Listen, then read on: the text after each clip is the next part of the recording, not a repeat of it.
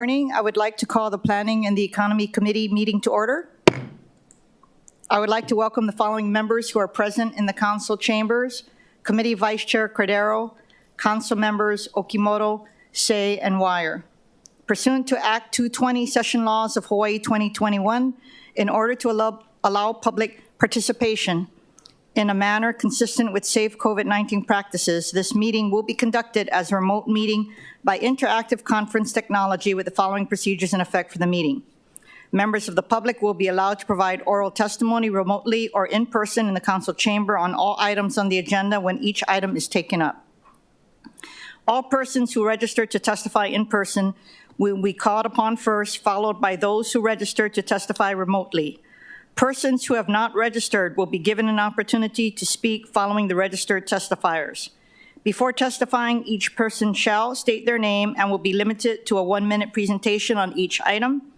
Act 220 requires all votes at a remote meeting to be conducted by a roll call vote unless unanimous.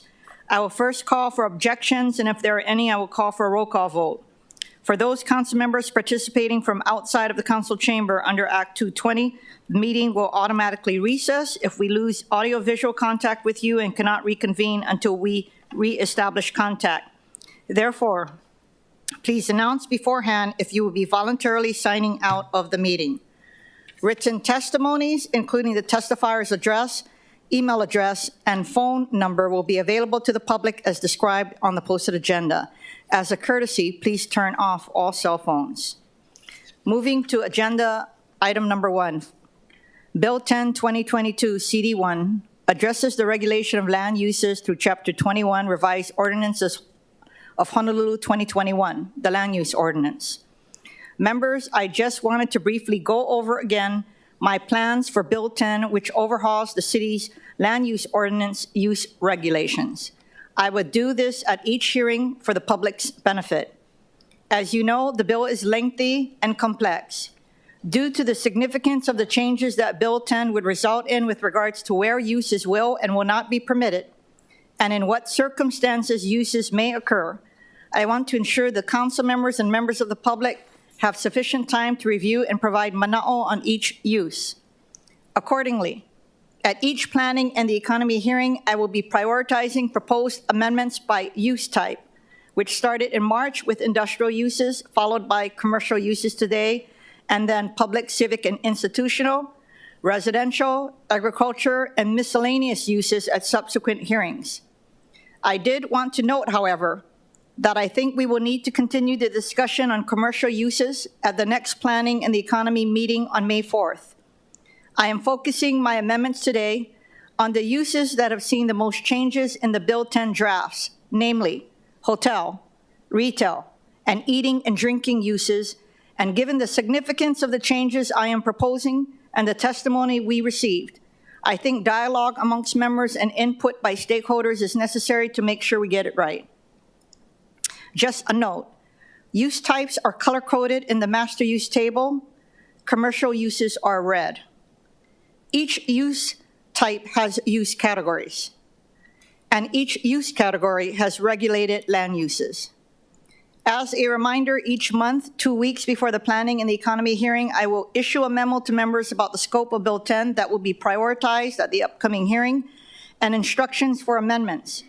In an attempt to get input, my team has also proactively reached out to industry trade organizations that represent large numbers of hotels, restaurants, bars, and/or retail businesses, such as the Retail Merchants of Hawaii, the Hawaii Restaurant Association, so we can get input from them and hopefully their member businesses. Back to the bill itself. Members, please note that we have posted to the agenda the CD2, OCS 2023-033/3/16/2023 PM that was approved by the committee on March 3rd, 2023 and postponed. Members, as I mentioned and as detailed in the agenda, at today's hearing, I will be prioritizing amendments relating to commercial uses. Some cleanup amendments are also proposed on industrial uses. We have listed on the agenda 5 council communications related to additional amendments to the CD2 version of the Bill 10, 2022 that was approved on March 2nd, 2023 relating to industrial and commercial uses. We have Council Communication 86, proposed by Councilmember Wire, which proposes amendments to the definition and standards for mobile commercial establishments.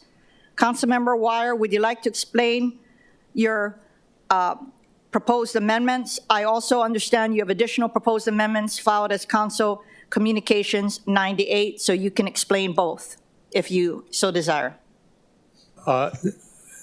I can go more in depth if you'd like, but just to give the general overview, and looking at ways that we can both support small local businesses in our community, but also ensure that mobile commercial establishments don't have adverse impacts on our community.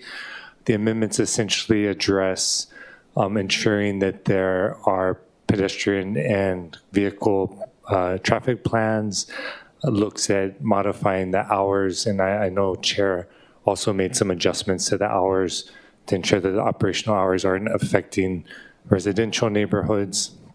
It also ensures that when there's a density of MCEs, that there are restrooms and hand washing stations available, and this is to bring down the impact on other establishments in the community. I think North Shore overall, but I know food trucks or MCEs rather, are present across our island and they serve an important purpose. But I think the goal in terms of particular areas of our district is just to ensure that we have a good balance, to make sure that we're both supporting those businesses but ensuring that they're in the right places, particularly in regards to conservation areas and other areas of the district where we want to minimize the impact of visitors. I think that in our community, unlike some other communities, we see the bulk of traffic at MCEs being our visitors that are driving through the district. And so I think that the amendments we're putting forward, largely in response to input from our community, are to make sure that we have that balance. Thank you Chair. So much. Members, we also have Council Communication 87, proposed by Council Chair Waters, which would reinsert accessory use symbols to the master use table and are otherwise technical in nature. We also have Council Communication 95, which includes my recommendations on the amendments proposed by Councilmember Wire and Council Chair Waters. Finally, we have Council Communication 97, which includes all of my proposals, including slight modifications to some of Councilmember Wire's proposed amendments. My proposed additional industrial use amendments would, number one, make technical amendments to definitions to reference other related definitions for line items number 12, 13, 17, 18, and 19, and for clarity, item numbers 14, 15, and 16. Second, remove the word adjoining from line items 3, 4, 5, 6, 7, 8, 9, and 10 to clarify that a property may be close but not adjoining to trigger use restrictions.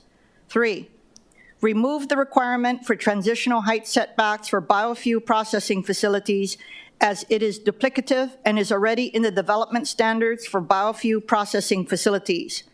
And fourth, adjust the maximum floor area size from 2,000 to 10,000 square feet for light general manufacturing to allow for use of a larger area for manufacturing in certain districts. My proposed additional commercial use amendments would make changes primarily to hotel, daycare, eating and drinking, lodging, retail, and animal care uses. I wanted to highlight the following recommendations. For general eating and drinking, I am proposing a completely new definition. The current LUO does not define eating establishments. My proposed definition is based in large part on the definition of a restaurant in the state's Liquor Commission laws. One of the key objectives of the draft definition is to distinguish the general eating and drinking use definition from definitions of bars and nightclubs. I am also proposing that all general eating and drinking establishments have standards, which would include a requirement to stop serving alcohol at midnight in zoning districts that do not allow bars, install noise buffers, and limit hours of operation for establishments that are very close to residential districts. For bars and nightclubs, I am proposing we revert to a definition more similar to the CD1, which distinguishes minor and major bars based on whether they open until 2 a.m. or 4 a.m. Similar to general eating establishments, the current LUO does not define bar-related uses. Under the proposed CD2, bars would have similar noise buffer standards as general eating establishments, but larger setbacks from residential uses. I did want to note for the committee that under the current LUO, a bar is not allowed on any lot that adjoins a parcel in a residential district, so the proposed CD2 would not completely prohibit it, but rather focuses instead on noise buffers and setbacks. For short-term rentals, I am not suggesting any amendments. Amendments were made in October 2022 to incorporate updated maps for Ko'olina, consistent with Bill 54, which was introduced last year.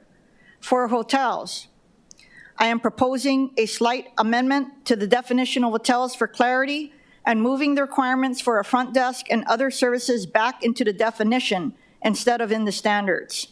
I'm also recommending removing the requirement for conditional use permits for hotels in the resort district, the resort mixed-use precinct of the Waikiki Special District, and BMX 4 district, which would be consistent with the current LUO.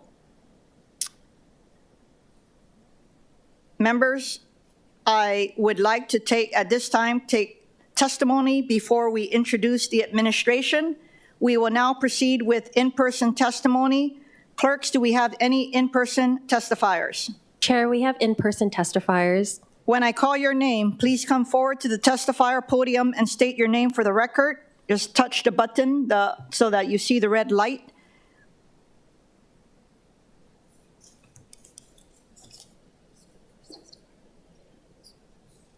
The first testifier is Matt Cares.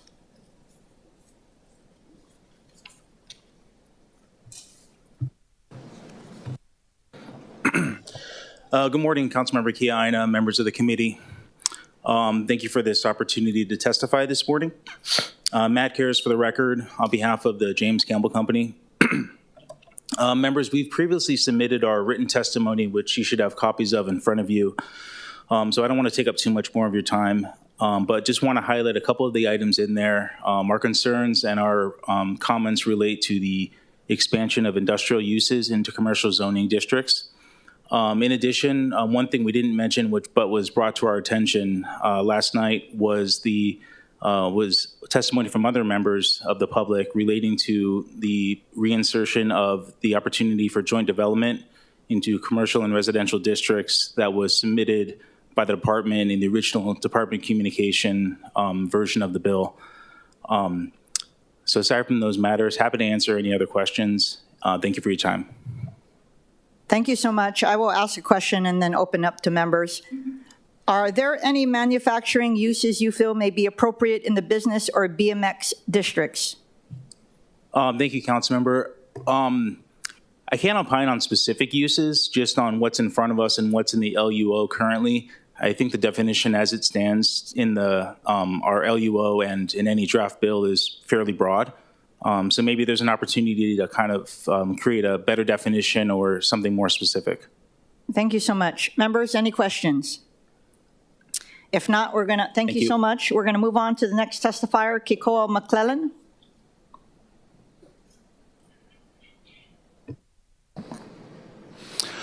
Aloha, Chair, members of the committee. Thank you for hearing this bill today. For the record, Keikoa McClellan on behalf of the American Hotel and Lodging Association and our partners at the Hawaii Hotel Alliance. The clerk indicated that our testimony did not get attached, so we'll make sure that makes it to you. I'll highlight a couple of quick thoughts. Mahalo, Chair, for your proposed amendments reverting hotel minor and hotel major uses as permitted within the resort district. That's a concomitant use to resort areas, and we want to make sure that that is preserved. If there are any questions around the nature of the special districts or the resort districts, we'd be happy to address those. For hotel owners and operators, the focus, taking a cue out of the destination management plans that we've been talking about heavily over the last several years, have been on curating visitor experiences that have minimal impact on our Kama'aina communities and directing that activity to the resort district, where we hope to maximize revenue and genuine, authentic opportunities for our guests to enjoy Hawaii in a safe and curated fashion. And so the uses within the resort district are necessarily flexible for that reason. So we point your attention towards some of those uses that will be in our written testimony that some of our colleagues have also written too. So happy to answer any questions. Mahalo.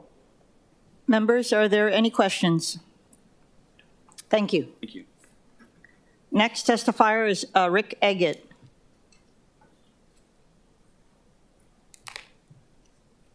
Oh, I was much taller than I thought. Good morning, Chair and members of the committee. The Waikiki Improvement Association, first of all, we'd like to applaud the Chair and the Council for attacking this very lengthy revisions and clarifications, if you will, of a lot of the sections of the LUO, including areas that cover the Waikiki Special District. So just a couple of comments. First of all, we appreciate the changes in the CD2 that the Chair has proposed. And then a couple of things, they're relatively small issues, but first is an area that under PDRs, which is allows for publicly accessible uses that support culture and the arts being potentially not counting against your FAR. We thought that change in definition from public uses to that very specific culture and the arts kind of made it too narrow. So what about things like educational purposes? Is historical purposes covered? You know, things like that. So I was just a little concerned. We understand and support the emphasis, but maybe that definition needs to be a little broader. And then just the elimination of financial institutions and language schools. I realize banks is covered later under retail, but what about currency exchange, investments? Again, realizing, of course, that retail says it's not exclusively these things. It just, once that's crossed out and then not included in the definition, there's a question mark. Thank you. Thank you so much. Mr. Eggett, the uses in the Waikiki Special District use table will be identical to the uses in the master use table. Are you suggesting then that we add schools, language, and financial institutions in both the Waikiki table and the master use table then? No, I just think they need to be included in the definition. Thank you so much. Members, any other questions? Next testifier, David Tanoi. Good morning, David Tanoi for the record. Thank you very much, Chair Kiaina, for this opportunity to testify on behalf of Bill 10. And, I submitted two different written testimony in different capacities. And the first one is on my personal capacity as a land use attorney, a consultant, as the former director of DPP. And just two items that popped up and kind of surprised me. One was mentioned by Matt Cares. The joint development was dropped out of the Bill 10. It just disappeared in CD1. And I personally think it was an oversight, but who knows? But it's been an effective tool for development and by both the private side and the public side for decades. And it's continued to be used often. And I know that for a fact because just in the past 10 days, two separate clients asked us if we could help them with a CUP for joint development. And I had to remind them that just a reminder, it's out of Bill 10. So that's one of the things I think we can look at and discuss more. And the same concerns that Matt raised. Another thing is, and I'm glad to hear what you mentioned, Chair, that you're removing the requirement for conditional use permits for hotels in resort and BMX4 districts. The City Council has, selected just specific areas for resort zoning. We know Waikiki, obviously, Kolina, Turtle Bay, and Huakale. And so, so those, and, the Waikiki area has the Waikiki Special District or the Planned Development Resort permits that go through discretionary approval. But the other areas, like Turtle Bay, Kolina, and Huakale, are under underlying unilateral conditions, is also for SMA permits. So they have restrictions on them and envelopes already established for room counts and things like that. So I think the added layer of having conditional use permits on these resorts and in resort districts in BMX4 is unnecessary and redundant, and I appreciate your changes to that.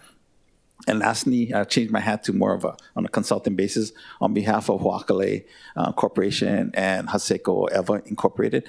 I appreciate your including in CD2, what Bill 54 was trying to attempt and expand near resort areas, vacation rentals in adjacent apartment zoning district. And as I mentioned, like in the resort zones are specific areas around the island. But it was Bill 54 left out the Ho'akale area. So I would like to expand, if we can expand, also include the Ho'akale A2, I think A1 or A2 zoning adjacent to the resort to also allow that the expansion of use for the vacation rentals and things like that. If you have any questions, I'm available for any discussion. Thank you so much. With regard to Ho'akale, I highly recommend that you work with the district council member. Yes. I just want to make sure that, because that has not come up, Ko'alina has already thoroughly been vetted. It's actually an issue that should have been dealt with within the confines of Bill 41, and it was not. Yes. So we are cleaning that up. This is the first time I've ever heard about Ho'akale, so you need to do some due diligence with the pertinent council member. Yes. And then we'll take a look at that. I understand that the current draft does not include joint development agreement as a use. Yes. That discussion will come up when we get to miscellaneous uses. Thank you. Okay, thank you so much. Members, any other questions? Okay, thank you so much. Thank you. Moving on to Jolie Tokusato.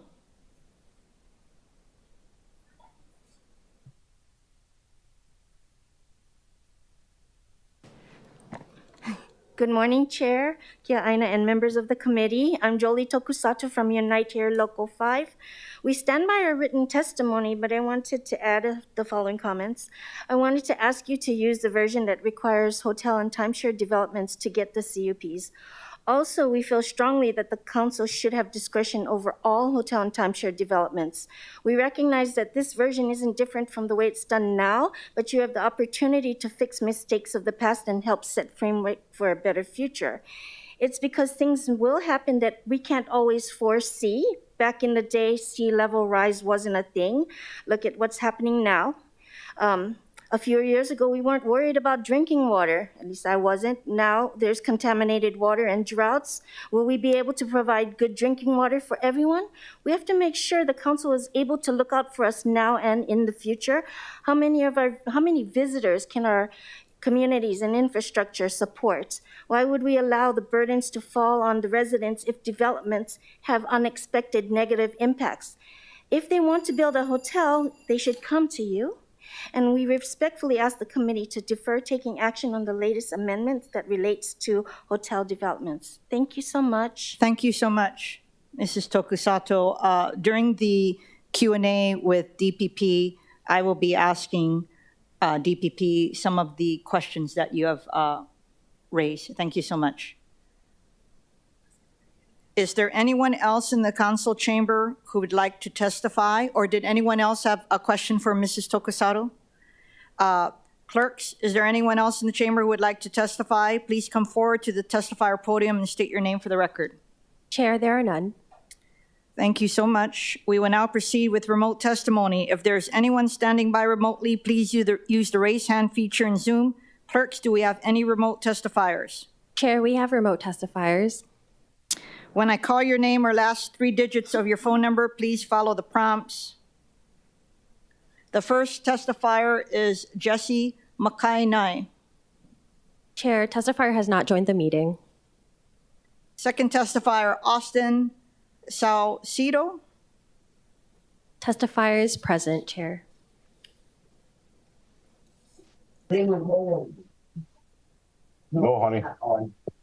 Aloha, Council Chair. I'd like to make testimony to opposing on House Bill 10 and the reason for the agriculture and reason more so of all the restrictions that's been imposed by this Bill 10 itself. And we are living in a cultural area that's going to be impacted. We're trying to be self-sustainable. With this Bill 10 imposing right now, my family cannot even raise chickens for our own human consumption, for my family, for our own self-sustainability. And there's a lot of other aspects of this Bill 10 that would cause a lot of preventions of sustainability. We will be so reliable on import goods that's coming to the islands.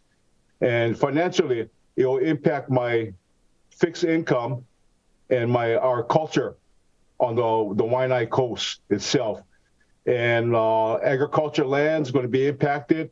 And my property is up in Makaha Valley, where my backside of my property is jointly together with agriculture 2 property.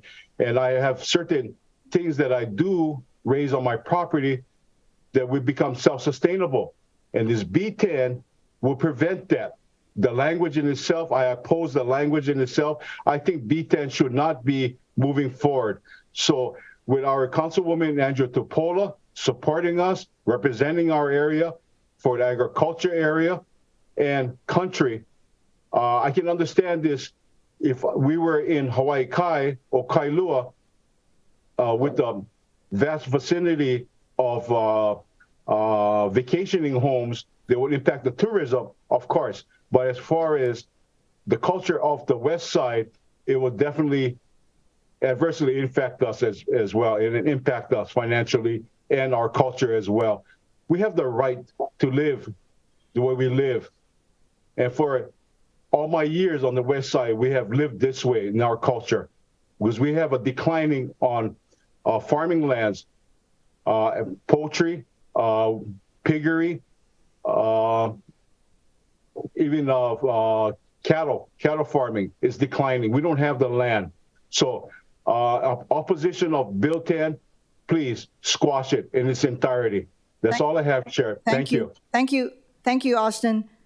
So first of all, we are taking to heart all of the concerns raised on the agricultural provisions in Bill 10.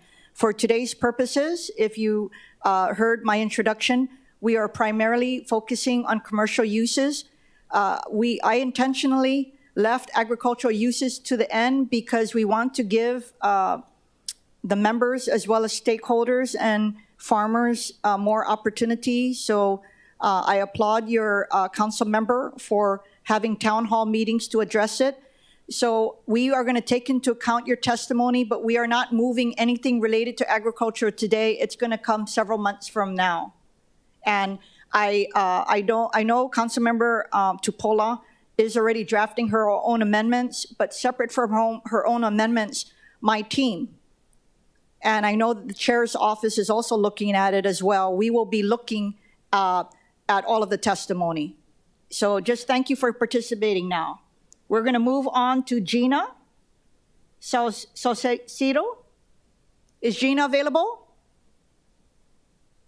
Yes, she's here. Hold on a second.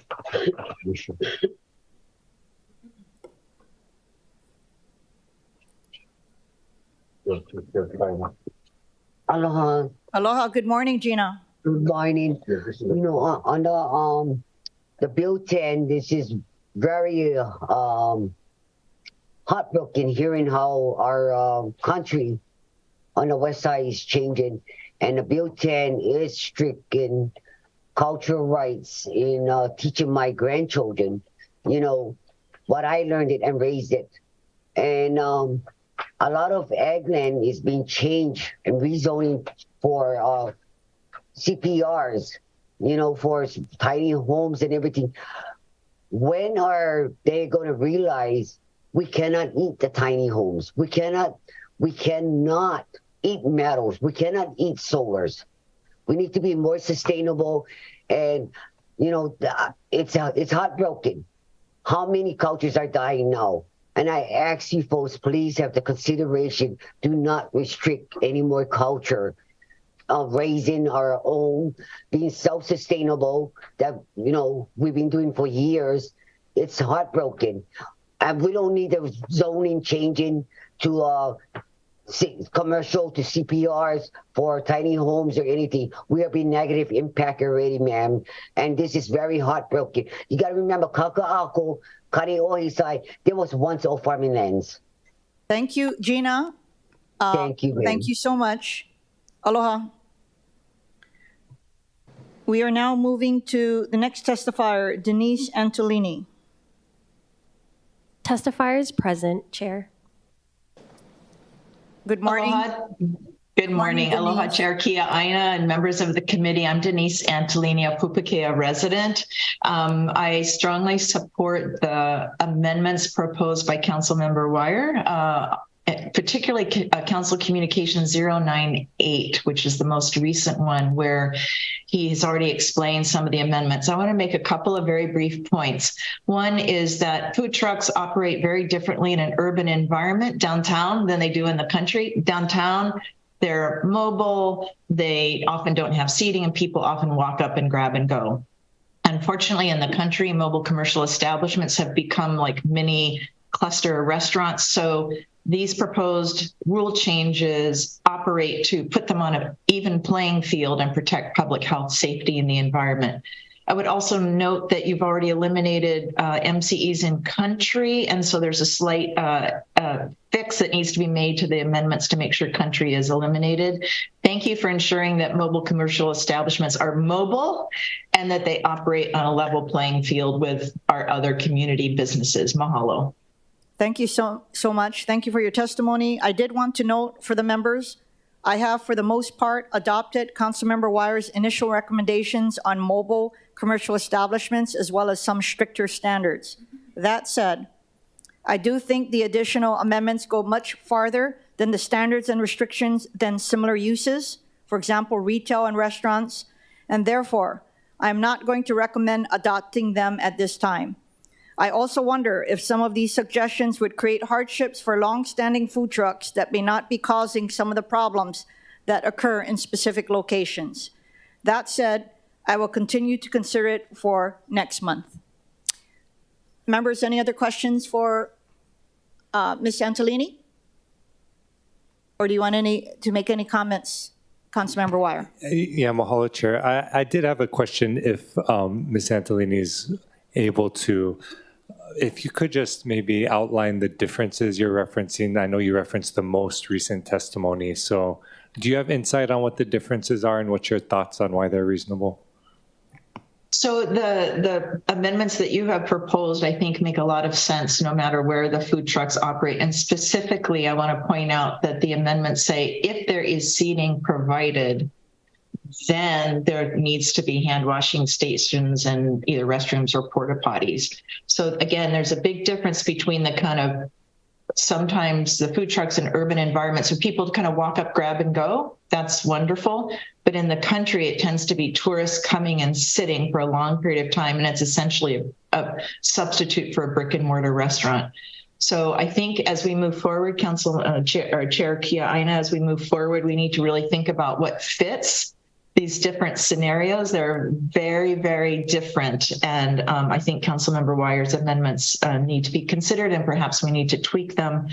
But those kinds of reasonable safety, health, and environmental regulations that allow businesses to thrive, but not to become major tourist traps, I think are really important.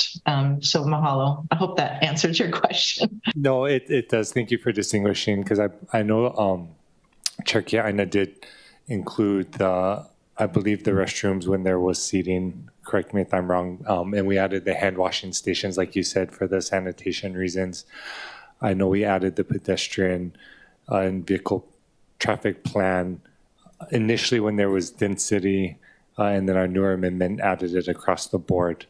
And so I think those are the main two differences. And then some changes to the definition of mobile commercial establishments. And I think that in regards to the itinerant vehicle definition, I think it was just making sure that there was clarity for the businesses on what that means and a mechanism for DPP to actually enforce, given just the complexity and the issues that are going on in our community. So just wanted to, given your insight, Ms. Antolini, clarify for the record just the differences. And mahalo, Chair, for the amendments you've been considering. Thank you so much. We're going to move on to the next testifier, Max Towie. Chair, the testifier has not joined the meeting. Clerks, is there anyone else standing by remotely to testify? Chair, we have a testifier standing by. We have Angela Young. Good morning, Angela. Please proceed. Aloha, Aloha, Chair, Vice Chair, and the committee. Angela Melody Young testifying on behalf of CARES. And of course, I know this is Council Member Esther's ordinance. So I just want to really applaud her for all the work that she's been, doing for the communities. And then I'm just going to say, balancing with equity is necessary. So for example, people talk about diversifying the economy, and lawmakers don't realize that food trucks and small businesses and farmers markets are equitable, practical, and feasible entrepreneurial activities for the middle class. It's not a dangerous business. It's low risk to the community, doesn't cause traffic because law-abiding food trucks have permits to park. And there are also, like, when we talk about like small businesses, there are also special exemptions. Like, did you know on federal, state, or county buildings or at a state airport, there are restrictions on businesses. However, legally disabled vendors can operate. This is a special provision by the law. There was a long dispute about disabled vendors on Navy land, and in the end, it was settled that disabled vendors can operate on Navy land. And the DHS provides an entrepreneurial program for disabled vendors so that disabled vendors can be equipped to operate. This is very equitable, and it's a good example of limits and equity. If you could wrap up, Angela. Okay, yeah, I just did. Thank you. Okay, thank you so much. Just for clarification purposes, this is not my ordinance or bill. This land ordinance, our land ordinance has been around for 30 years, and we are, the City Council is looking at an overhaul. Originally, Bill 10 was proposed by the administration after being vetted by the Planning Commission, and former Chair Brandon Elefante had several hearings last year. So the only things that we are doing right now is we are going by use, and any modifications is to the uses that are modifying the underlying bills that had already been introduced. So I just wanted to make that clear. So Bill 10 is not my bill. It is the administration's bill, and we are clearly taking all of the concerns raised by community members and moving it forward. Thank you so much. Clerks, do we have Max Toey online now? Chair, Max Toey is present. Good morning. Good morning, Max. Please proceed. Hello, good morning. Let's see. So I'm testifying on behalf of the HBA, Hawaii Beekeepers Association, and the new language for beekeeping, let's see, how do I say this? I don't think that it has really good merit the way that it's written now.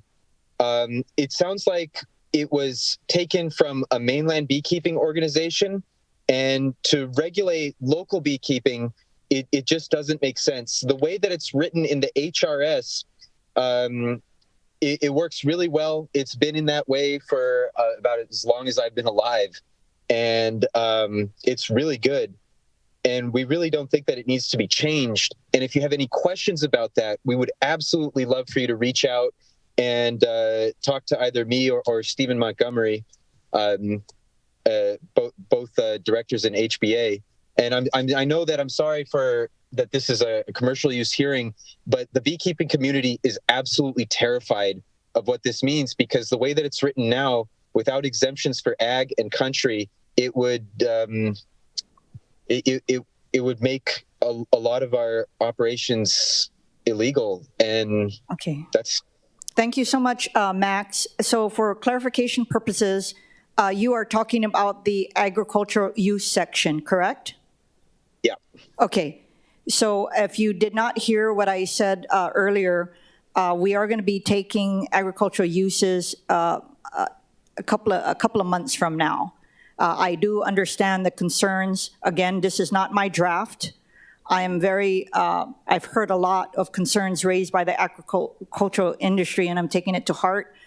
Tell Steve Montgomery I said hello. Will do. He's actually a good friend, and I will make sure that as we outreach on the Hawaii with regard to agriculture, there's a large Ulupono initiative, and others are Hawaii Farm Bureau. Please stay engaged with them, but we will make sure that the beekeepers are kept in mind as we move that provision at the appropriate time. Okay, thank you so much for testifying. Clerks, do we have any other remote testifiers? Chair, there are none.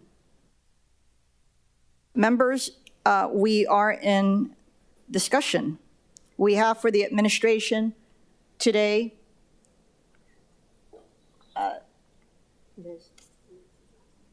Liz, we have Liz Krieger for DPP.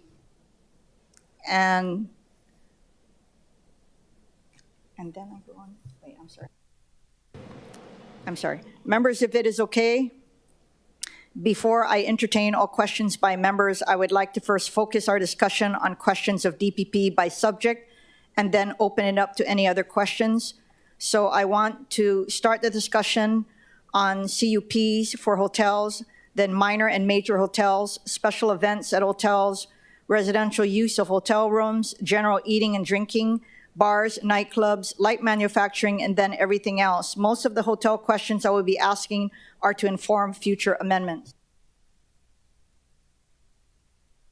Thank you for being here today. So, so the first question has to do with CUPs. And then maybe can you just identify yourself for the record? Yes, good morning, Council Committee Chair Kia Aina, members. It's nice to see you this morning. I'm Elizabeth Krieger. I'm the Division Chief for the Land Use Permits Division. Okay, thank you. There has been some testimony supporting the CUP requirements for hotel use in the Resort District, the Resort Mixed Use Precinct, and the BMX4 District, which I am recommending removing. And I wanted to note, these districts are high-intensity zoning districts, and the Resort District and Resort Mixed-Use Precinct specifically provide areas for visitor-oriented destination centers with hotels as a primary use. Accordingly, adverse impacts on surrounding land uses may be minimal, and arguably, discretionary permits are not needed. There has also been testimony requesting that the Council approve hotel development in all districts, including in the Resort District, the Resort Mixed-Use Precinct, the BMX4 district, and applicable BMX3 districts. However, it is my understanding that currently no CUPs require council approval, and I would think amendments to require CUPs be approved by the council should be taken up in a measure focusing on the permitting sections of the LUO and not Bill 10, which focuses on use regulations. As I understand, one of the future phases of amending the LUO after Bill 10 will be on the LUO permits, and I would recommend that suggestions on what type of permit should be approved by the council be discussed at that time. Moreover, I understand that this suggestion for council approval was made back in 2013 when the council passed Ordinance 13-10 allowing hotels in 3 BMX3 districts, and separation of powers issues arose at that time. So, for the questions on CUP, can you confirm that CUPs do not require council approval? Yes, I can confirm CUPs do not require council approval at this time. Can you share more about the CUP process entails and its purpose? Yes, so conditional use permits are designed for those uses that may be incompatible with other principal permitted uses within an underlying zoning district.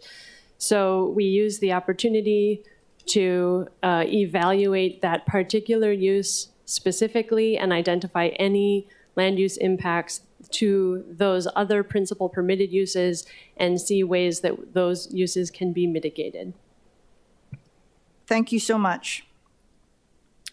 For the Resort District and Precinct and BMX4, are there likely to be land use impacts to mitigate from hotel use in the Resort Mixed-Use Precinct and BMX4 districts? I don't believe that there would be land use impacts that would not be addressed through the standard building permit and construction plan approval process. Did you want to add anything with regards to my recommendation to remove the requirements for CUPs in the Resort Mixed-Use Precinct and BMX4 districts? I support the removal of the conditional use permit in those districts. I think that that's appropriate. Do you think that minor hotels in the BMX3 should be subject to a CUP? When we initially transmitted the Bill 10, what became Bill 10, we retained the conditional use permit in BMX 3 that was originally required under Ordinance 1310, which was the first time that hotels were allowed in the BMX 3 district. So we, I believe, could support the idea of removing a conditional use permit if we also had clear standards that applied to those BMX 3 districts, but we also are not opposed to retaining that conditional use permit in the BMX 3 districts. Do you think that major hotels in the BMX 3 should be subject to a CUP?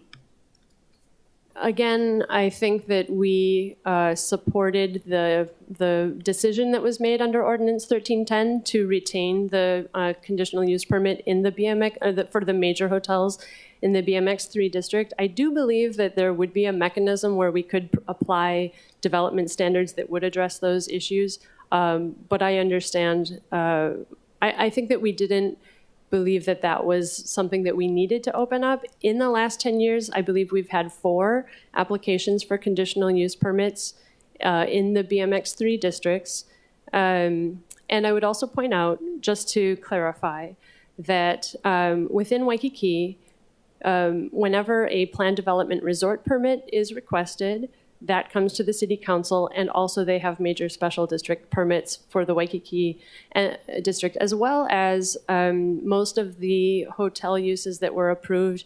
Well, all of the hotel uses that were approved within the Ala Moana neighborhood were approved under interim plan development transit permits, which are also approved by city council. So there, in those cases where there are very large buildings associated with hotels, there is in those situations, a council, the city council is involved in the decision-making process. Thank you. When the council passed Ordinance 1310, the previous administration opposed council approval as a condition to a CUP approval. Does the current administration have a position on this now? Yes, we believe that conditional use permits should be administratively approved, not city council approved. Thank you. Given the concerns raised about how much lodging Oahu can support and its impacts on our natural resources, how should those concerns be addressed, if at all, in the land use ordinance? The land use ordinance implements the development plans and the sustainable communities plans that are adopted for each region, and those plans are adopted by the city council. So under each of those plans, the zoning, the general zoning map and all of those resources are identified, and in theory, the zoning map applies those policies and plans. As such, I believe that the zoning code does take into account natural resources, but it's through this long process of the general plan, the regional plans, and then the land use ordinance. So prior to 2013, hotels were not allowed in the BMX 3 district. They were limited to the resort areas and the industrial areas around the airport. I believe that under Ordinance 1310, there was identified a need for these types of hotels within the EVA development plan area, the Central Oahu Sustainable Communities Plan area, and the primary urban center development plan area.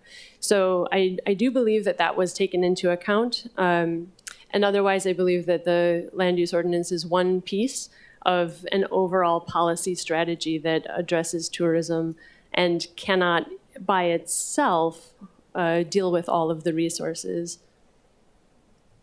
Thank you so much. Members, before we move on, do you have any questions or thoughts on requiring conditional use permits for hotel use? Before I move on to another topic, I guess I just wanted to ask the members here. This is something that we are deliberating on, so I wanted to ask if any of you had mana'o on what we've just all discussed right now on conditional use permits. Otherwise, I'm going to move forward. I would support it being in for the resort and BMX 4. I'm sorry, Chair. Councilmember Cordero, I'm sorry. Sorry, Chair. I know you didn't recognize me. I would support it being to replace it back in with BMX 4 and resort. Oh, you support its reinsertion into it? Yes, correct. Okay, thank you. We are going to now move on into minor and major hotels and limited service hotels. As defined in Bill 10, minor hotels would have 180 or less guest rooms and smaller space for facilities than major hotels. Both minor and major hotels are permitted in the same zoning districts, which is basically the same districts that hotels can be built in today. Resort District, Resort Mixed-Use Precinct of the Waikiki Special District, BMX 4 District, a small area in the IMX 1 District close to the airport, and the BMX districts in the central Oahu, EVA, and primary urban center development and sustainable plan areas. However, the one change is that under Bill 10, hotels would no longer be allowed in the I-2 district. It seems as though the idea behind Bill 10's creation of both a minor hotel use and a major hotel use is that minor hotels would be smaller and limit the types of services that they would be able to offer, similar to what was described as limited service hotels in legislation that passed in 2013. Apparently, when the City Council adopted Ordinance 1310, the purpose was to permit limited service hotels in the BMX 3 districts in central Oahu, EVA, and primary urban center development and sustainable plan areas. The council found that there was a growing demand for lower intensity hotel facilities which do not offer the same amenities as full service hotels. The target was cost-conscious business or leisure travelers. One of the ideas was that limited service hotels would have less special event facilities, it would be smaller, and would cater to the non-destination, non-tourist, and family business-oriented travelers. However, the use provisions of the LUO was not amended to create a new limited service hotel use, to limit the size or the number of guest rooms, or prohibit the types of services the hotel can offer. In other words, even though the purpose of Ordinance 1310 appears to have been to limit hotels in the BMX districts or to limited service hotels, it doesn't appear that's what was actually passed. I am hoping that the committee and DPP will give input today on whether we want to create two distinct hotel land uses. If so, what is the purpose? And should both minor and major hotels be allowed in the BMX 3 districts? And should there be additional standards? Questions for DPP. Can you confirm for the committee what type of hotels did Ordinance 1310 allow? And in the BMX districts in central Oahu, EVA, and primary urban center development and sustainable plan areas, was it limited service hotels, full service hotels, or all hotels? In the Ordinance 1310, the hotels that were allowed in BMX 3 districts were required to operate as distinct principal uses from any other uses on the property. So in big resort areas, the hotel may have an accessory restaurant, an accessory ballroom, an accessory meeting facility. It would have one large hotel with several accessory uses. Within the BMX 3 area, they were not allowed to have those large accessory uses. So any restaurants, any meeting facilities, any other provisions, any outdoor recreation facilities would have to be distinct principal permitted uses that were permitted in their own right. So there was a difference, but it is the case that all of those same uses are allowed in the BMX 3 district. So therefore they could, in theory, obtain permits for each of those. So the current law allows any size hotel in BMX 3 districts in central Oahu, EVA, and primary urban center development and sustainable plan areas, not just limited service hotels. Well, with a major conditional use permit, there is not a cap on the number of rooms, but it still does require that those hotels be principally hotels and not all of those other accessory uses. Do you think it was the intent of the council that only limited service hotels be allowed in the BMX districts? Yes, I believe it was. In the CD2, minor and major hotels are permissible in the same exact zoning districts. If they are allowed in the same districts, what is the point of having two uses? Well, under Ordinance 1310 and what's carried forward into Bill 10, the difference would be that in the BMX3 district, under 180 units is a minor conditional use permit, and over 180 units on a zoning lot is a major conditional use permit. The primary difference with a minor and a major conditional use permit is that a major has a public hearing automatically. Thank you. And lastly, on this subject area, do you think the major hotels should be allowed in the 3 BMX3 districts?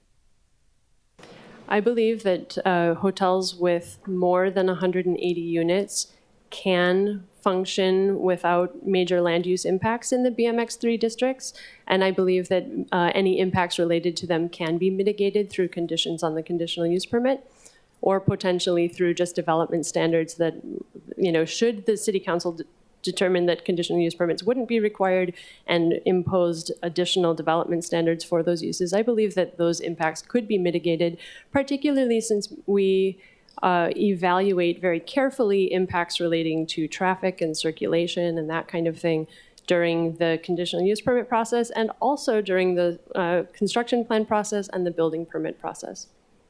Thank you so much. Before we move on to the next subject area, members, do you have any questions or thoughts on whether major hotels should be allowed in the 3 BMX3 districts? Councilmember Shea. Hi, Ms. Krieger. Just one question.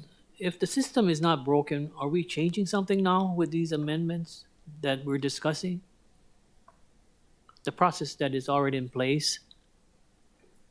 As the most recent posted CD2 that we're discussing today yes. is largely the same as today's LUO. Okay. The thing that we are trying to ensure is that the definition of the hotel is clear enough that we are able to apply the standards consistently, whether the hotel, this question today, we reinserted the part of the definition that requires a 24-hour service desk. That is something that distinguishes a hotel from a multifamily dwelling. Those kind of things are important to discuss and are important in Bill 10. Thank you very much. Any other council members? Manao? Okay, we're going to be moving on to another subject area, but I do note that the DPP director is here, so I leave it to her on whether or not we continue to ask the line of questions to Ms. Kruger, or if you would like to also help. So I'm going to be moving on to conventions, weddings, and events.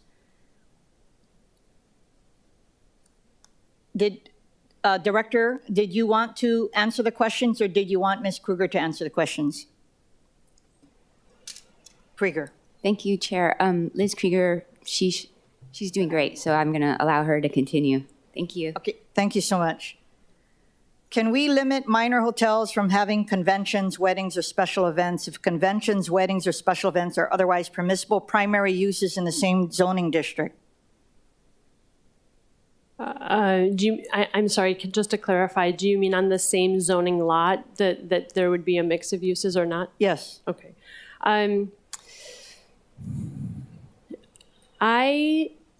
Where a permitted principal use is allowed on a zoning district, on a zoning lot, if they have development potential, I don't believe, and it's not a discretionary use, I don't believe that we could prohibit the establishment of a separate principal permitted use. In other words, if weddings are allowed in BMX3, can you specifically, prohibit 2 primary permissible uses? So the answer would be yes, right? I don't believe that you could prohibit the additional principal permitted use at this time. If the regulations were changed to say so, that would be an interesting question. I would definitely need to ruminate on that a little bit. Thank you. Members, before we move on to another subject areas, do you have any questions or thoughts on conventions, weddings, and special events at minor hotels? Councilmember Cordero. Thanks. And I guess, let me get clarification, Chair. Is this minor hotels also what's relating to what Mr. Tanoy brought up regarding Huakale? I think his is relating to short-term rentals. Oh, short-term, okay, never mind. That is correct. Mr. Tanoe, short-term rentals, correct? So as you recall, when we passed the short-term rental bill 41, certain areas in Colina felt that it was unfair because they're basically in the resort district. So Bill 54 remedied that. What Mr. Tanoe brought up today is that he believes the Ho'okale resort area should also be included, and that is a new topic for all of us. And so I recommended that he work with the council member, but we, of course, will flag it moving forward. Okay, so not related to minor hotels? No. Okay, thank you. I'm sorry, did you want to say anything? Yes, in response to Councilmember Cordero's question, I just want to point out that in Ho'okale, there are BMX3 areas where this could potentially apply, but there are also resort district areas where the minor hotel question is not, it's different than this whole Ordinance 1310 question. Okay, thank you.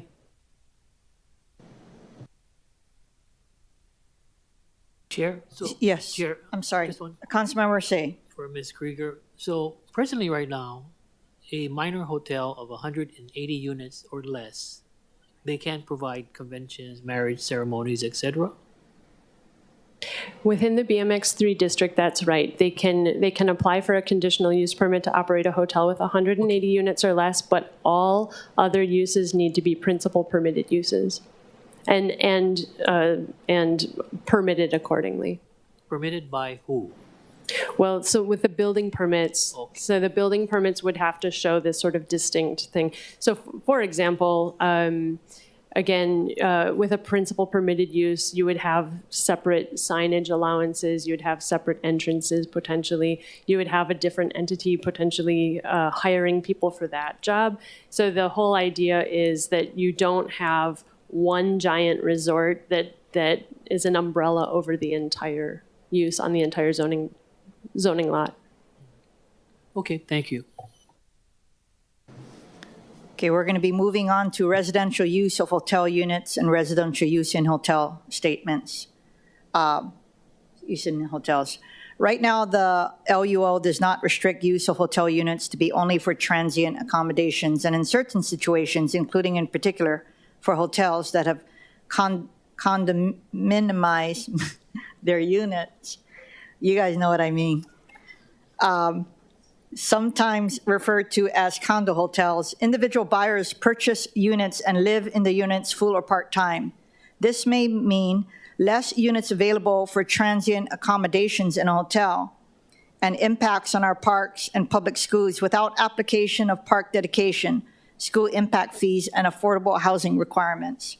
In 2013, the LUO was amended to prohibit multifamily dwellings and hotel uses to be located on the same floor in the BMX3 districts. However, to address the concern of use of hotel units as residential units, the prohibition of locating family dwellings and hotel uses on the same floor was struck, and Bill 10 was instead amended to require that guest rooms in both minor and major hotels are offered or used for transient accommodations for at least 275 days per year in all zoning districts. Do you have any thoughts on this use restriction, and that is use of hotel units for residential purposes? I believe that there are a number of reasons that people might stay in a hotel room for longer than 30 days or 90 days.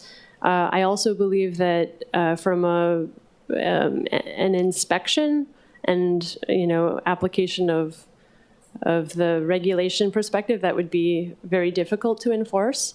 To say that somebody had a maximum stay requirement. We have not identified a land use issue with people staying in, maybe living permanently in hotel rooms or staying in hotel rooms for over 30 or over 90 days. So I don't believe that that would be a necessary regulation. Again, I don't believe that we're concerned about the land use impacts of people staying longer in hotel rooms in the resort areas or in the BMX3 areas either. We also don't find that there's a large percentage of any hotel rooms. I would say that it'd be minimal. Even when people or entities own a condominiumized hotel unit within a condo hotel, they have the opportunity, and the vast majority put their units into the hotel pool because, maybe they come and stay for a longer period for part of the year. But yeah, generally speaking, we haven't identified a problem there, and I believe that it would be an inspection, it would be regulatorily difficult to enforce. Okay, thank you. Members, before we move on, do you have any questions or thoughts on the residential use of hotel units within the same building as hotels? Okay, moving forward on the issue of general eating and drinking. Can you provide an overall picture of where general eating and drinking establishments are currently permitted? And are there any existing use restrictions? Currently, eating and drinking establishments are allowed in all business districts and the industrial districts and the apartment mixed-use districts. Do you want to say anything about the proposed amendments to the definition and standards? I support the proposed changes to the definitions. I believe that it will help us differentiate between eating establishments and bars and nightclubs. Particularly, it'll give us the tools to be able to identify potential land use impacts and prevent them before they begin. And it will also clear up sometimes when we're communicating with the Liquor Commission about whether something is a restaurant that is getting a liquor license versus a bar that is getting a liquor license. It's currently somewhat cloudy because, like you said, there's no definition for either of those uses. And so I believe that these definitions will really clarify that and help us out. Thank you. Can you provide an overall picture of where bars, nightclubs are currently permitted, and are there any existing use restrictions? I believe that bars and nightclubs are allowed in the B2, BMX3, BMX4, and the industrial districts.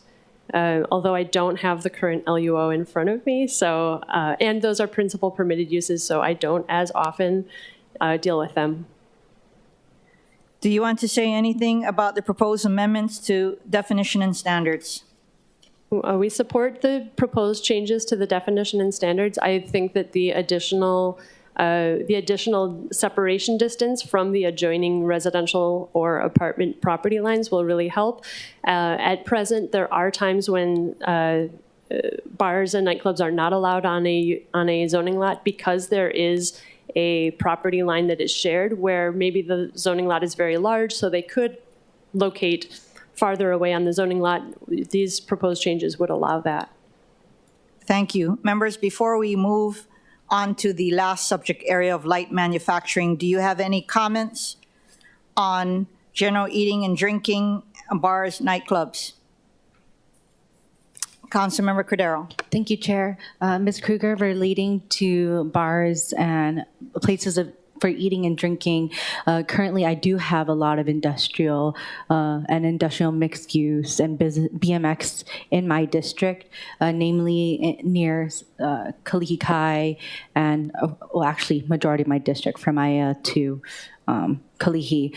And a lot of the current LUO already provides support for residents who do live, like there's a lot of apartments, a lot of properties that are zero lot lines close to bars and such establishments that we're talking about that then transition into pretty big venues. And so moving forward, adding clarification to, by the new definition, although it does help, how are we going to ensure that the residents will be able to trust in the enforcement of such new language, because they're currently struggling with that in my district, and it's a back and forth, and I know that HPD, DPP, a whole cabinet medicine cabinet of agencies are trying to help with these things, but because people think that they just see industrial and warehouses, they forget that there's so many residents that are experiencing such issues and uses that are not being enforced upon.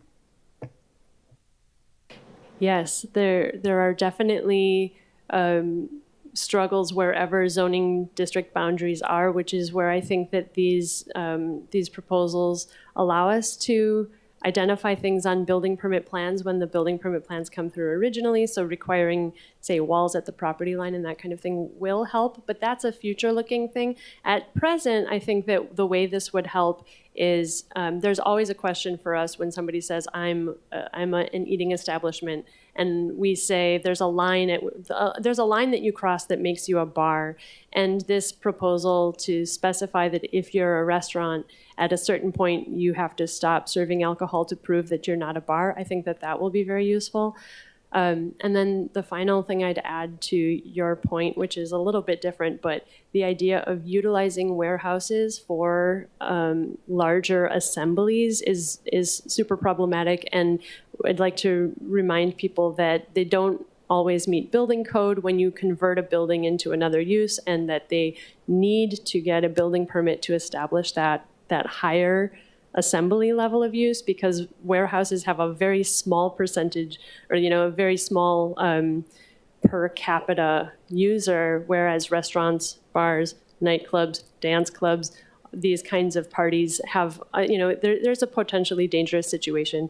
So strongly remind people that they need building permits to convert those buildings. Okay, thank you. Councilmember Shea. Thank you very much, Madam Chair. Division Chief Krieger, I think for District 5 that I do represent have the most bars and restaurants. How do we address the issue where a major development occurs and then somebody decides that at the bottom floor, the ground floor, you'll have a restaurant and a bar, and above will be the residential? Isn't that a potential conflict as far as what may occur in the future, or what is it now? Yeah, so the current standards don't really address the mix of uses on the same zoning lot. So whenever you have ground floor retail, bars, nightclubs, eating establishments, and residents above, where it's new development, a lot of building code requirements impose things that will mitigate noise impacts to those that are above. When people are in the middle of the street screaming at 2 in.the morning, that's not necessarily going to be mitigated by those building code standards. But it is the case that the mix of uses within one building does have specific building code requirements designed to try to help mitigate that. And also modern buildings at least have usually have air conditioning and that kind of thing where people can close their windows if they need to. But you're right. There's for every benefit of mixed use zoning, there's a potential for somebody to feel impacts related to those mix of uses. So is there any, Madam Chair, may I continue on? Yes. So Liz, is there any thought about what can be done? Because, for me, it's been a lot of the noise complaints, even in the ward area. So I bring this up because, I would like to see, business establishments be created to provide the amenities to the unit owners, but more importantly, is it the responsibility of DPP, or should it be the responsibility of the Liquor Commission in granting these, like liquor license? Well, the DPP evaluates the development of the lot in the first place. And we do have a continuing responsibility to ensure that the uses that are on the zoning lot are permissible, permitted principal uses or conditional uses on that lot, and that they're appropriately permitted. But once that occurs, if there are additional noise complaints, other entities and other agencies come in. There's a certain amount that the DPP can do, But there are other elements that would be outside of the purview of the zoning code. And then one final thought, so you have a restaurant, this is just me, as a classification with the Liquor Commission. You have a restaurant with a bar, you have a regular bar, then you have a cabaret. So this will stop the cabaret at 12 o'clock because the bar is an extension of a cabaret that opens till 2 to 4 o'clock. That's the old days. I don't know if it's today. My understanding of the current proposal is that essentially the additional standards apply when you're adjacent to apartment mixed use or residential districts. So it wouldn't necessarily apply if it's a business mixed use district surrounded by business mixed use districts. Okay, thank you. Okay, moving to our last subject area, light manufacturing. James Campbell Corporation raised concerns about allowing light manufacturing in business and BMX districts, as well as increasing the allowable size of structures from 2,000 to 10,000 square feet. I appreciate this opportunity to discuss this with the members, in particular because in our previous hearing, we specifically talked about the lack of sufficient industrial zone districts to meet the need, but also because I think this amendment represents an example of an industrial use that may not be as impactful as other uses, and therefore may be appropriate outside of the industrial district, particularly in light of the explosion of certain small businesses, such as local clothing brands and handcrafted goods. Members, the applicable definition for this use is on page 193, and the standards are on page 75. I also did want to note that in the current draft of Bill 10, medium retail, which can have structures up to 25,000 square feet, and large retail, which have structures more than 25,000 square feet, is also allowed in all businesses and BMX districts. So my question to DPP, can you share the idea behind allowing light manufacturing in the business and BMX districts, as well as the basis for the increase of the floor area from 2,000 to 10,000 square feet? Yes, I can discuss that. The primary idea here is that there are a lot of spaces that are designed as, a shell space that might be used for retail, that might be used for another use. We have a broad mix of uses that are allowed in both the B2 and the BMX3 areas. And some of those spaces could be occupied by, say, makers movement, people who are doing things that appear to be light manufacturing.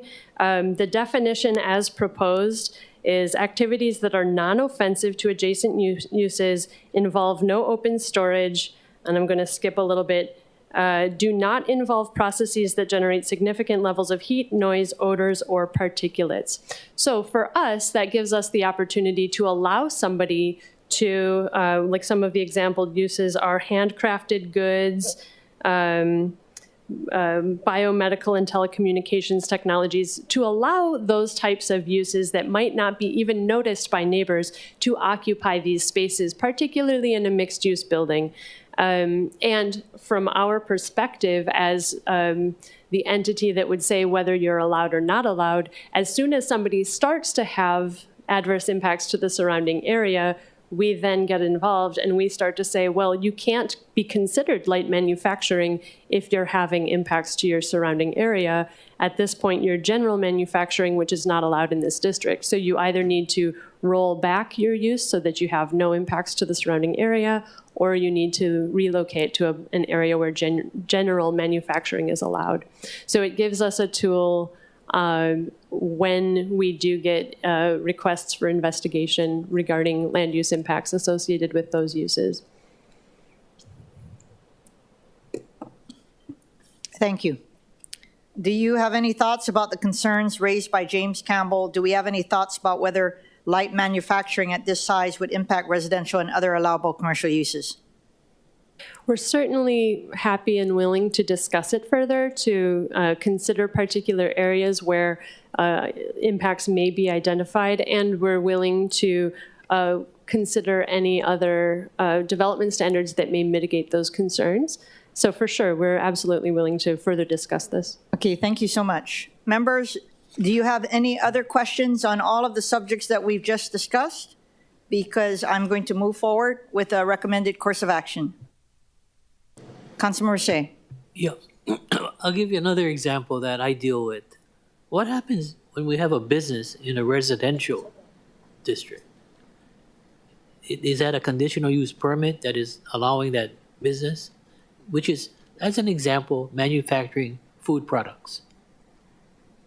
Well, a business operating within the residential district is a non-conforming use, usually. Okay. Usually it's something that was established long, long ago, decades ago at this point, and is subject to the non-conforming use provisions, which require that no additional hours of operation, no increase in the intensity of use.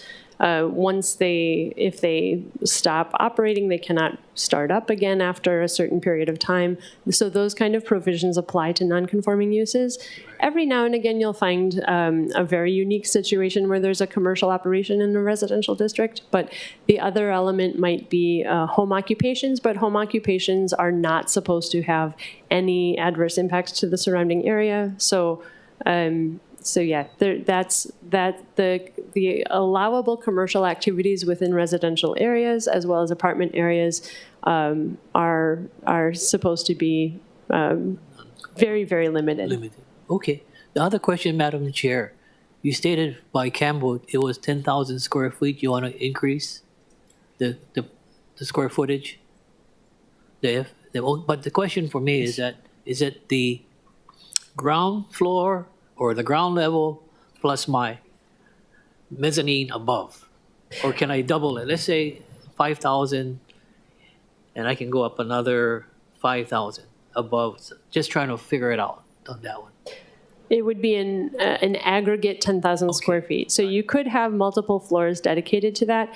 The idea of increasing it from 2,000 to 10,000 was the idea that maybe you would have a B2 lot that's, say, 40,000 square feet with a 20,000 square foot building. You could have commercial at the front of the building toward the street, and then, say, the back half of the building might be dedicated to a very light manufacturing use.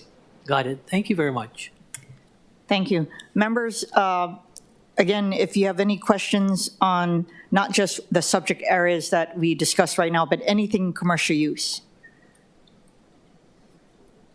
Anything in the commercial use category. You have any manao as right now? I guess Councilmember Cordero. Chair, thank you. I guess for either DPP or for the chair on, I know that we're not going to the permitting part of the LUO, but I guess realistically for industrial, I did bring up my industrial commercial, and also in light industrial use, the enforcement after a permit is granted for such locations within industrial or BMX uses. Yeah, I'm sorry, is the question about how we would do enforcement? Yeah, I think it's just because, like I mentioned, whether it be related to, whether it's the light industrial or BMX use or even eating and drinking in bars, I think just moving forward after all of this is addressed, I think is a huge concern still. Sure. Yeah. So whenever we get the sense that a particular zoning lot is having a lot of impacts, several different sections of DPP get involved. So my section might get involved by telling the landowner, you need to write to us and tell us exactly what you're doing so that we can determine what use you are. We might have building inspectors that would take out the approved plans and identify all of the ways that the lot is not complying with those approved plans and any building code violations. And then we would also have the zoning inspectors, which would look at those adverse impacts, right? So the building inspectors that are looking at the plans and identifying building code problems are separate from those that are going in and saying, say you are required to, stop operating at a certain time of day and you're not stopping.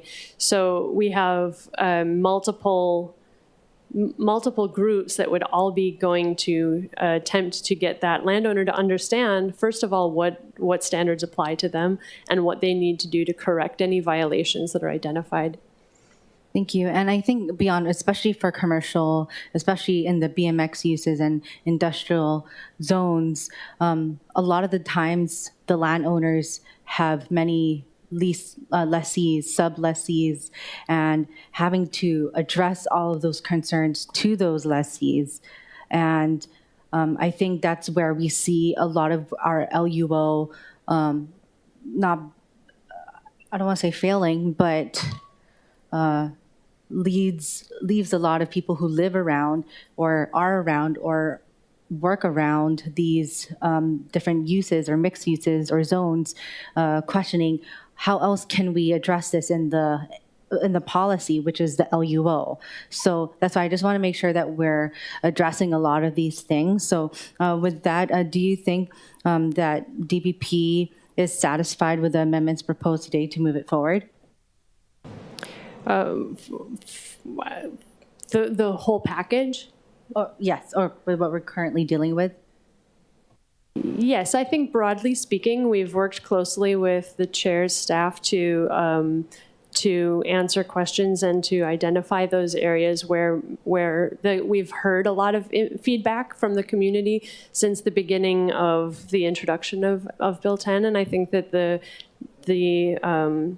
changes that are reflected in today's agenda are very much moving in that direction. I definitely think that there are still spots that we could tweak. I would absolutely be willing to discuss those specific areas that you're talking about where there is this adjacency question. And it's definitely going to be different in town than it is in areas where, maybe there's only one commercial area within miles. So we're continually attempting to think about it from multiple perspectives, and we appreciate all of the perspectives that we're hearing. Yes, absolutely. I go from, let's say, if we have to go to Kapolehale, and I go from seeing my density in Kalihi to seeing, pocket there, pocket here. And so thanks for answering that. Thank you. And also, Chair, relating to the section, I know that you want to close out industrial and then you're wanting to move forward from commercial. Are we still able to provide broad amendments to after you move on to next sections? Yes. So first off, and in my recommendation, I will tell you, we are going to have another commercial hearing in May, and I'm going to be making that recommendation. That does not mean that for things that had been previously discussed already, that members cannot make amendments. Okay, even industrial, even though if it's like, let's say we're at that's correct. That's correct. Okay, because the bill we haven't even adopted it out of the committee, so of course I'm going to entertain that. And at the tail end, and maybe after I make my recommendation, we can have a more thorough dialogue because there's miscellaneous, and then I'm hoping, based on the time frame, there will be a last hearing for cleanup and then POW. Okay. All right. So because if there wasn't, of course, I would be like, hey, can we still defer and talk about this? Because even with the joint development table removal and what I probably would recommend is that we stick to the making modifications per use. And then, of course, in the miscellaneous section, also deal with that use. And then we may have a final hearing for cleanup of the entire bill. Okay. But it's small amendments. Okay. For cleanup. So does anybody have any other questions? Yeah, I have, Madam Chair. And the question I have for Ms. Krieger is, for industrial properties that are zoned industrial,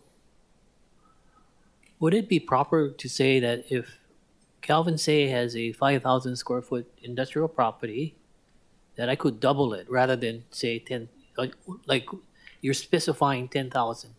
I'm saying if I have 8,000, can I go up to 16,000? That's the question I have. Because I realize that industrial zone property is so scarce today. And that's why it may be one of the factors in holding back a lot of small businesses. So I'm just questioning myself about, would it be okay to say, Ms. Krieger, let's not say 10,000, which was the request of Campbell, but just doubling the amount of your square footage that you lease?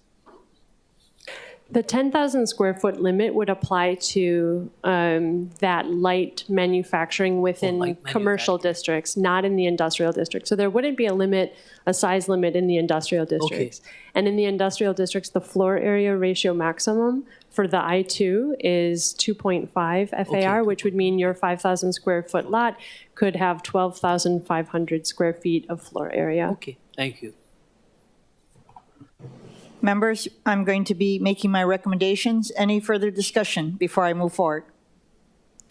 The chair recommends that the version of Bill 10, 2022, CD2 that was approved by the Committee on Zoning and Planning at its meeting on March 3rd, 2023, OCS 2023-3/16/2023 at 1:33 p.m. be further amended by incorporating Chair Waters' proposed amendments in Council Communication 87, 2023, incorporating Council Wires' proposed amendments in line item 2 of Council Communication 86, 2023.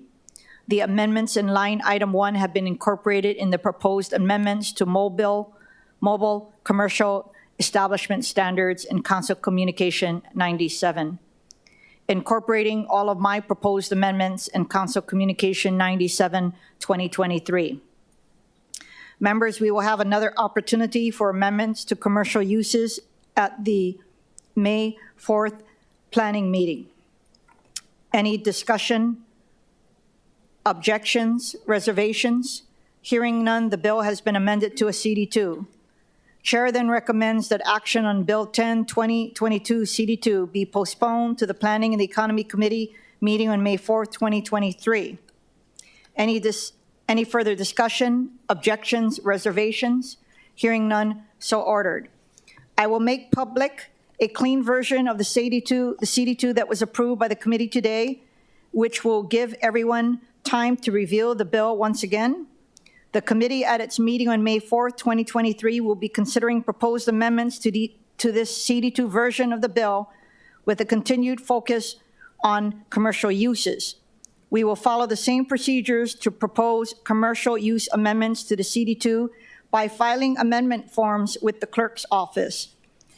I have been asked that given the magnitude of all of the various changes, that there be a potential pause in the timeline for consideration of these amendments. And so I'm currently entertaining that. I will make my recommendation at the next hearing. And I just wanted to assure everyone that just because there may be a pause does not mean that this bill is not moving forward. The pause is simply for all of the various stakeholders, as well as the Department of Permitting and Planning, and all of our offices collectively, to be able to digest all of the changes that have been made so far, and then think about the future hearings that we will have. Again, the next hearing will be on commercial uses, but the other uses that we still have in front of us include public, civic, and institutional use, residential use, agricultural use, and miscellaneous use. And so with that, we are gonna take a 10-minute break before coming back for our informational briefing and agenda item number 2. Thanks.